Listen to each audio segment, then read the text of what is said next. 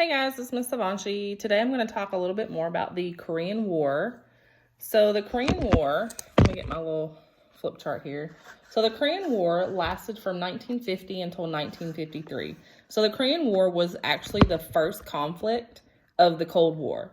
So the Korean War was between North Korea and South Korea. Now, today we know them as North Korea and South Korea, but they have actual names for their countries.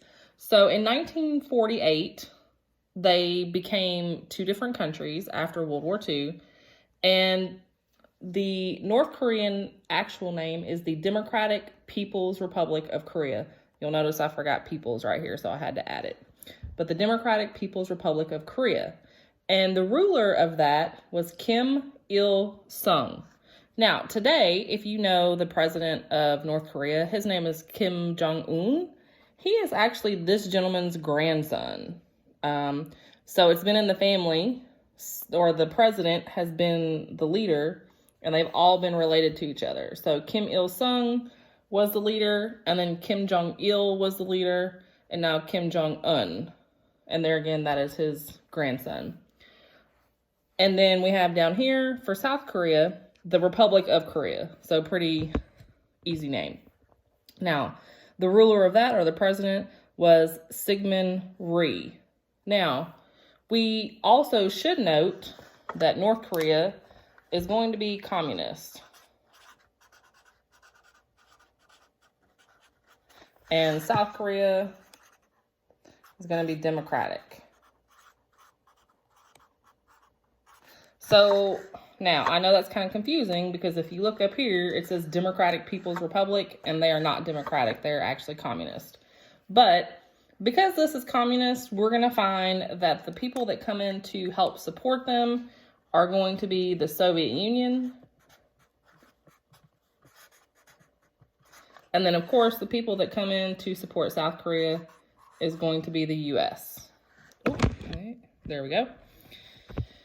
Now, in 1948, when Kim Il-sung became the president of North Korea, he wants to reunite North and South. So he wants to make it communist. Syngman Rhee does not want that to happen. Now, you look down here and it says democratic. Well, lo and behold, Syngman Rhee was a very dictatorial ruler. So he tolerated very little opposition. If you opposed him, you were imprisoned or you were shot for treason. That doesn't really sound like a democracy, but we see the U.S. comes in because the U.S. wants to fight against communism. Now, in 1950, the UN troops captured supply lines, which led to most of the forces in the South.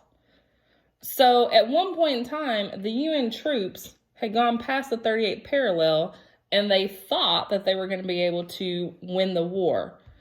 However, China, seeing this, is going to come in and also help support that. And they are going to send hundreds of thousands of troops to support the communists. Now, China, which borders over here, is going to be able to send them a lot quicker than the UN troops. Okay? Now, so after the South got all the way up here, when China came in, they were pushed all the way back down. Now, at one point in time, they had pushed them all the way back down to this very tip down here. So it also went the other way. North Korea almost won the war. Now, in 1953, we're going to see that there becomes a stalemate. A stalemate means no one is gaining any ground. You are losing lots of men, lots of soldiers. And so they decided to call an armistice. So in this armistice, so neither one said they lost, neither one said they won. So in this armistice, they're going to agree that they're going to divide the countries along the 38th parallel. So if you remember from the beginning of school, we have latitude and longitude. And so this is the 38th line of longitude. And so they said, we will just divide our country because it's equal along the 38th parallel.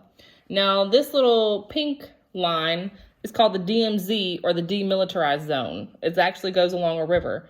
And there are actually troops stationed along this. And if people try to get over into North Korea, they are shot or imprisoned. And most of the time, if you are imprisoned in North Korea, you go to a labor camp. And the labor camp is very severe and it's very harsh. Now, this is also known as the Forgotten War, because even though it was only 3 years long, over 36,000 Americans were killed. So that's roughly about 12,000 soldiers a year were killed. Total, not just the U.S., but everyone involved, there were about 2 million people killed over a span of 3 years. Now, there again, this was the first conflict of the Cold War. And in it, we're going to find that there again, just like what the Cold War was started about, it's going to be communism versus democracy. Neither one of them won. There was an armistice called. Oops, sorry. And then eventually, we're going to see that the U.S. still has troops in South Korea, and Russia and China still assist North Korea. Now, today, if you ever look on a map at nighttime, you're going to see that the majority of Korea is dark. They are very oppressed. They have no freedoms. And then South Korea is going to be a democracy, so they have lots of freedoms. So you can think of North Korea as being East Berlin and South Korea as being West Berlin, and this is the wall. And so people down here are going to have lots of different freedoms, and then people up here are going to want to try to escape this area because they are so oppressed. And then we will have a video shortly about Vietnam.